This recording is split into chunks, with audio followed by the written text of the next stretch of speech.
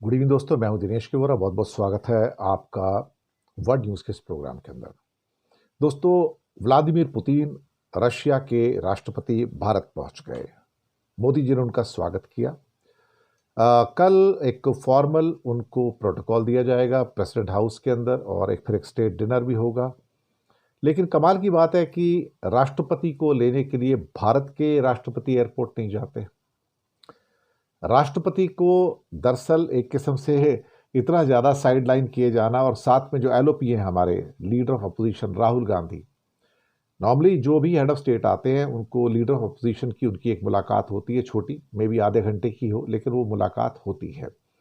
लेकिन राहुल गांधी को कभी भी किसी से मिलने नहीं दिया जाता है। और जब राहुल गांधी ने आज जब ये सवाल उठाए तो उस समय इन बातों को विदेश मंत्रालय ने बचकाना और अपमानजनक तक बता दिया। मुझे लगता है कि हमारा जो विदेश मंत्रालय है ना, वो भी एक भांड मंत्रालय बन गया है। उनको ये नहीं पता कि उनकी दशा दिशा क्या है, उनके प्रोटोकॉल्स क्या होते हैं। They are behaving like a autocratic organisation actually. दूसरा, F-16 एक क्रैश हुआ है, जी हाँ, अमेरिका के अंदर, और उसमें पायलट बच गया है कैलिफोर्निया के लिए, जो उनकी डेथ वैली है वहाँ पर ये हुआ है। और भारत में टाटा इस समय एक ऐसा सो कॉल्ड, जिसे क्या कहते हैं, कि कंपनी बन गई है जो अब C-130 विमानों के, जो लॉकहीड मार्टिन कंपनी है अमेरिका की, उसका पीछे का एक इम्पॉर्टेंट हिस्सा है, उसको बनाने वाली एक कंपनी बन गया कि एक टेल पीस जो होता है बड़ा, जो पूरा का पूरा स्टेबलाइज करता है एयरक्राफ्ट को, तो एम्पनेज कहा जाता है उसको। तो भारत ने अब C-130J सुपर हरक्यूलिस विमान का वो जो एक टेल पीस होता है बड़ा वाला, जो पूरे एयरक्राफ्ट को स्टेबलाइज करता है, अब वो टाटा में बनना शुरू हो गया है।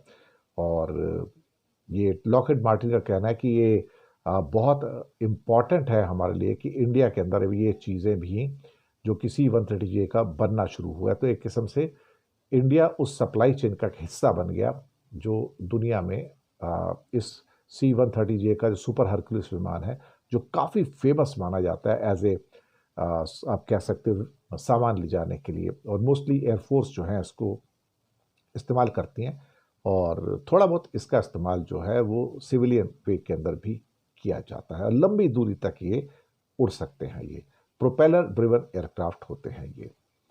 तो सबसे पहले हम जिस बात के ऊपर आएंगे वो है हमारा जो पुतिन साहब का जो विजिट है भारत के अंदर। मुझे लगता है कि सबसे बड़ी न्यूज़ ये है कि पुतिन जब मॉस्को से निकलते हैं और भारत आते हैं, और जो बहुत सारे देशों में वो जा नहीं सकते, उनके खिलाफ जो एक वारंट निकला हुआ है इंटरनेशनल क्रिमिनल कोर्ट का, भारत तो उसको खैर रिस्पेक्ट नहीं करता है। तो दुनिया में सबसे ज़्यादा ट्रैक किए जाने वाला वो एयरक्राफ्ट बन गया साहब दुनिया में। और एक टाइम में उनके फ्लाइट को, जो वो मॉस्को से उड़ते हैं, फ्लाइट नंबर RSD-369, इसको 49,000 लोग दुनिया के अंदर ट्रैक कर रहे थे वो फ्लाइट राडार सिस्टम्स के ऊपर, जिसे क्या कहते हैं, फ्लाइट ट्रैकिंग प्लेटफॉर्म, जिसे कहते हैं flight tracking platform, flight radar 24। उसके ऊपर सबसे ज़्यादा ट्रैक की जाने वाली फ्लाइट ये पुतिन साहब की जो फ्लाइट थी। ये रशिया की ऑफिशियल सरकारी फ्लाइट है, और भारत में 7 बजे के आसपास ये लैंड हुआ था। और हालांकि फ्लाइट डेटा में मॉस्को से दिल्ली की तरफ आते हुए 2 फ्लाइट्स नज़र आती हैं। इसमें एक फ्लाइट जो थी, कभी अपना ट्रांसपॉन्डर बंद करता था, कभी चालू कर देता था। दूसरा जो है वो उसके विपरीत समय पर ऑन और ऑफ करता रहता था, यानी कि जब एक ऑफ होता था दूसरा ऑन होता था, दूसरा ऑन होता तो एक ऑफ होता था। ये दरअसल एक सिक्योरिटी प्रोटोकॉल का भी तरीका है, तो इससे ये ना पता लग सके कि प्रेसिडेंट जो है वो कौन से जो विमान है दोनों में से, उनमें से किस में वो ट्रैवल कर रहे हैं। ये कॉमन प्रैक्टिस है, इसमें कोई नई बात नहीं है। और ख़ासतौर से अमेरिका के जो प्रेसिडेंट फ्लाई करते हैं नॉर्मली, वो एट ए टाइम मैंने तो देखा है कि एयरफोर्स जो उनका 1 का जो प्लेन है, उसके 3 प्लेन एक साथ चलते हैं, और ये नहीं पता लगता कि वो आखिर में कौन से प्लेन के अंदर बोर्ड करके जाते हैं। तो 3 प्लेन्स मैंने अपनी आंखों के सामने दिल्ली एयरपोर्ट से, जो हमने टीवी पे आता है उसको हमने देखा है। तो ये नहीं पता लग पाता कि भाई वो अल्टीमेटली कौन से विमान से उड़कर वो गए हैं। तो इतना ज़्यादा वो उसको सीक्रेट रखा जाता है। भारत की ओर से खैर ऐसा नहीं है, हमारे पास ज़्यादा विमान है नहीं, मुश्किल 2 विमान है, लेकिन एक ही विमान जाता है, दूसरा भारत में ही खड़ा रहता है। तो पुतिन हमेशा अपने साथ जो उनकी बुलेट प्रूफ जो लग्ज़री कारें होती हैं, वो जिसको कि ऑरस सैनेट कहा जाता है, वो भी लेके जाते हैं। और उनका जो विशेष विमान जो है, जो कि इल्यूशन IL-96 है, और ये उड़ता हुआ क्रेमलिन कहा जाता है इसको। जी हाँ, फ्लाइंग क्रेमलिन कहते हैं उसको। और ये IL-96 300 का एक खास एडिशन है, और ये प्रेसिडेंशियल प्लेन है, तो नेचुरली आप समझ सकते हो कि इसमें बहुत इम्पोर्टेंट टाइप के मिसाइल और डिफेंस सिस्टम भी लगे रहते हैं, सिक्योरिटी सिस्टम्स भी हैं, कम्युनिकेशन सिस्टम है, सैटेलाइट लिंक्स हैं, और बहुत कुछ ऐसा है कि ये पूरा का पूरा कमांड सेंटर बन जाता है। इसलिए इसको फ्लाइंग क्रेमलिन भी कहा जाता है एक्चुअली। लेकिन पुतिन आए तो मोदी जी लेने चले गए, लेकिन अगर मोदी जी लेने जा रहे थे तो फिर एक प्रेसिडेंट को रिसीव करने के लिए भारत के प्रेसिडेंट क्यों नहीं है भाई? ये सवाल तो हम भी पूछेंगे कि उनको भी तो आना चाहिए था। लेकिन मोदी को क्या है कि सारा क्रेडिट खुद लेना होता है। मोदी को लगता है कि वो भारत के अंदर ब्रह्मांड के स्वामी बन गए हैं। उन्होंने तो अपने पीएमओ को हाउस भी, अब नाम भी उसका नया जो आ रहा है, सेवा तीर्थ रख लिया, और तीर्थ स्थल बन गया। तो तीर्थ स्थल तो हमेशा ईश्वर का होता है, गॉड का होता है। जो भी पिलग्रिमेज सेंटर्स होते हैं दुनिया में, वहाँ पे कोई गॉड होता है। जैसे लोग मक्का मदीना जाते हैं तो वहाँ गॉड है, उस पे जो अल्लाह है उसका घर माना जाता है, खुदा का घर माना जाता है। अगर आप किसी को वेटिकन जाते हो तो उसका एक गॉड है, जीसस क्राइस्ट, जो गॉड ऊपर उनका होता है। या जैसे अगर आप बद्रीनाथ जाते तो भगवान विष्णु का धाम है। इन्होंने अपने घर का नाम ही तीर्थ रख लिया है, लेकिन इस तीर्थ स्थल पर कोई जा नहीं पाएगा। दरअसल इन्हें खुद ही भगवान बनने की बड़ी तीव्र इच्छा है। लेकिन आज एक बात बड़ी थी, जब मोदी जी पहुंचते हैं एयरपोर्ट पे पुतिन को लेने के लिए, तो उनकी जो बॉडी लैंग्वेज थी बहुत पुअर थी। उनमें संशय की स्थितियां थी, शक की, माइंड में पता नहीं कितने शक चल रहे थे, कितनी शकों की गुंजाइश उसमें बाकी थी, और चेहरे पे एक किस्म की टेंशन थी, क्योंकि पुतिन का भारत में आना और अचानक से मोदी का वहां पहुंचना, हालांकि क्रेमलिन का कहना है कि उन्हें पता नहीं था कि मोदी लेने के लिए एयरपोर्ट पे आएंगे। उनको उनको ख्याल था कि शायद जो नॉर्मल इंडिया का प्रोटोकॉल होगा वो लेने के लिए आएगा, लेकिन मोदी खुद लेने के लिए आए। और वहाँ पर जो बॉडी लैंग्वेज मुझे नज़र आई, काफ़ी एक पुअर किस्म की बॉडी लैंग्वेज थी मोदी की। और मोदी वहाँ पर एक्चुअली गले तो लगे उनसे, लेकिन और एक ही कार में वहाँ से निकल भी गए। लेकिन मुझे लगा कि शायद ट्रंप का जो खौफ है, यूरोपियन यूनियन का जो खौफ है, वो उनके सर चढ़कर उस टाइम बोल रहा था। उन्हें ये नहीं समझ में आ रहा था कि जो यहाँ पर मैं डिसीजन लेने जा रहा हूँ, उसका क्या असर यूरोपियन यूनियन या नाटो कंट्रीज़ के ऊपर और अमेरिका पे होने जा रहा है, और वो किस ढंग से उसको वो डील करने जा रहे हैं। ये सबसे इम्पोर्टेंट चीज़ थी इसके अंदर। और अ, पुतिन के आने से 2 दिन पहले ही एक्चुअली देखा जाए तो भारत ने एक डिफेंस डील की अमेरिका के साथ 8,000 करोड़ की, 24 रोमियो हेलीकॉप्टर खरीदने के लिए, जो कि सी हॉक हेलीकॉप्टर के नाम से भी जाने जाते हैं, अपनी नौसेना के लिए, नेवी के लिए। तो ये शायद अमेरिका को भी संकेत देने की कोशिश है कि भले पुतिन यहाँ पर आ रहे हैं, लेकिन मैं धंधा पानी तेरे से करना चाहता हूँ। लेकिन यहाँ पर एक क्वेश्चन है, पुतिन ने बहुत सारी चीज़ें भारत के सामने टेबल पर ना जाने कब से रखी हैं, लेकिन भारत की एक चुप्पी है उसके ऊपर। भारत कुछ भी नहीं बोल रहा है। वो लगातार पुतिन भारत को कह रहे हैं कि सुखोई 57 जो स्टेल्थ फाइटर है ले लो, सुखोई 75 चेकमेट जो बनने जा रहा है उसको ले लो, S-500 ले लो। लेकिन भारत कोई भी चीज़ को कमिट नहीं कर रहा है।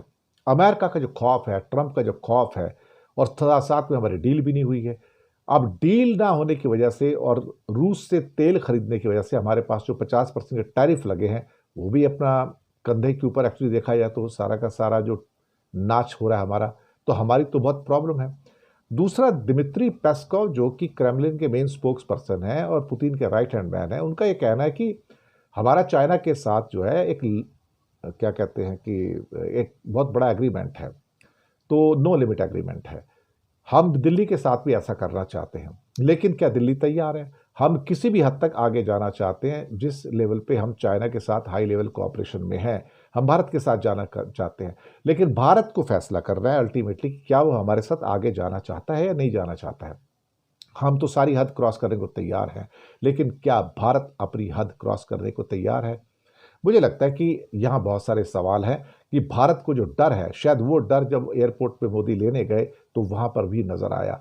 हमें कल दोपहर तक का इंतज़ार करना होगा जब हैदराबाद हाउस के अंदर मीटिंग होगी और वहाँ पर जो विदेश मंत्रालय का विज्ञप्ति जारी होगा, जो प्रेस नोट जारी होगा कि अल्टीमेटली दोनों के बीच में क्या फैसले हुए। मुझे नहीं लगता कि 1-2 S-400 को छोड़ के भारत कोई भी ऐसी सॉलिड डिफेंस डील रशिया के साथ करने जा रहा है जो कि यूरोपियन यूनियन को और अमेरिका को एंटागोनाइज करेगा या उनको दुखी करेगा, क्योंकि ऑलरेडी ट्रंप बहुत बार मोदी पे अटैक कर चुके हैं और पता नहीं 60-70 बार तो यही अटैक कर चुके हो कि मैंने सीज फायर करवाया हुआ है और मोदी उसका जवाब देते नहीं हैं। ऊपर से हमारे एक्सपोर्ट पूरे के पूरे सफ़र होते जा रहे हैं। अब सिर्फ हमारे एक्सपोर्ट अमेरिका को सफ़र नहीं हो रहे हैं, नेदरलैंड को सफ़र हो रहे हैं, यूरोपियन यूनियन को सफ़र हो रहे हैं, जापान को सफ़र हो रहे हैं, इवन दुबई को सफ़र हो रहे हैं। तो हमारे एक्सपोर्ट ऑल राउंड उसमें गिरावट आ रही है। थोड़ा बहुत जो हमारा बचाने वाला है वो हमारा सर्विसेज का एक्सपोर्ट है, सॉफ्टवेयर का एक्सपोर्ट है, जो हमें थोड़ा बचा रहा है। लेकिन अगर अमेरिका के साथ संबंध टूट जाते हैं तो हमारा ऑलमोस्ट कहा जाए तो अप्रॉक्सीमेटली 280 से 300 बिलियन डॉलर का हमारा जो एक्सपोर्ट है अमेरिका को है, उसमें 80 बिलियन डॉलर का हमारा गुड्स का एक्सपोर्ट है और करीब 200 सवा 200 बिलियन डॉलर का हमारा सर्विसेज प्लस सॉफ्टवेयर का एक्सपोर्ट है। तो ये हमारे जो रशिया के साथ जो हमारा एक्सपोर्ट है मुश्किल से 5 बिलियन डॉलर का, टोटल 5। अब क्या 5 बिलियन डॉलर के चक्कर में आप क्या 250 बिलियन डॉलर का एक्सपोर्ट दांव पे लगाओगे? भारत के लिए अमेरिका इस टाइम रशिया से ज़्यादा इंपॉर्टेंट है, ये सबको पता है। लेकिन पॉलिटिकल जो एक मैसेजिंग होती है दुनिया को बताना कि देखो रशिया हमारा साथी था, सोवियत यूनियन के समय से हमारा साथी था, आज भी है, वो ठीक है। लेकिन आज की दुनिया जो है वो सिर्फ अपना क्या है कि शोकेसिंग की दुनिया नहीं है, वो ट्रेड की दुनिया है कि आपकी जो इकोनॉमिक पावर है वो कितनी है। अगर ये इकोनॉमिक पावर नहीं होती थी तो आज ट्रंप जिनपिंग के सामने कैसे झुकते थे? तो जो एक पोजिशनिंग पावर होती है वो जिनपिंग के पास हमारे से 10 गुना ज़्यादा है। वो ट्रंप को स्टैंड कर सकते हैं, लेकिन हम ना ट्रंप को स्टैंड कर सकते हैं, ना पुतिन को स्टैंड कर सकते हैं, ना हम जिनपिंग को स्टैंड कर सकते हैं। तो हम जिनपिंग के मुकाबले बहुत वीक है, जिसे क्या कहते हैं पोजिशनल स्ट्रेंथ जिसे कहते हैं डिप्लोमेसी में। तो हमारी जो पोजिशनल स्ट्रेंथ है अगर देखा जाए तो बहुत ही ज़्यादा वीक है, खास तौर से चाइना के मुकाबले में। बहुत लोग समझते हैं कि आज बहुत न्यूज़ चल रही थी कि मोदी किसी के सामने झुकते नहीं है। ये सब बेकार की बात है, मोदी सबके सामने झुकता है। और संचार साथी के ऊपर कैसे एप्पल के सामने झुका है? हम तो देशों की तो बात ही नहीं कर रहे। भारत कल एक कंपनी के सामने झुक गया, $4 ट्रिलियन की एप्पल कंपनी के सामने, जब उन्होंने शायद ये धमकी दी थी पर्दे के पीछे कि हम देश छोड़ के चले जाएंगे, आपको जो करना है करो। और सबको पता लग गया उसके बाद में कि अगर कहीं एप्पल ने देश छोड़ दिया तो इसका जो मैसेज जाएगा दुनिया में कि India is pretty hostile actually to the industry and investment from the abroad, तो उसके बाद शायद हम उस डैमेज से 10 साल तक आगे निकल नहीं पाएंगे। ये बातें निकलकर बिल्कुल क्लियर सामने आई थी। तो देखिए अब कल दोपहर का हम भी वेट करेंगे कि क्या विज्ञप्ति आती है और क्या मीटिंग होती है, क्या कोई फैसला होता है। लेकिन मेरा ख्याल है कि कोई फैसला नहीं होगा, छोटा मोटा डिफेंस का एक एग्रीमेंट होगा या ट्रेड बढ़ाने की बात होगी। ट्रेड बढ़ाने की बात होगी लेकिन ट्रेड बढ़ेगा नहीं बढ़ेगा वो बड़ा मुश्किल है, क्योंकि हमारे पास बेचने लायक कुछ है नहीं रशिया को, रशिया के पास हमें बेचने लायक कुछ नहीं है, तो हम क्या खरीदेंगे एक दूसरे से? कुछ भी नहीं है। सच बात तो ये है। एक अमेरिका से बुरी खबर है और खबर यह है कि F-16 क्रैश हुआ है, खासतौर से कैलिफोर्निया के अंदर डेथ वैली के अंदर ये क्रैश हुआ है और उसमें पायलट की जो थी वो जान बच गई है एक्चुअली।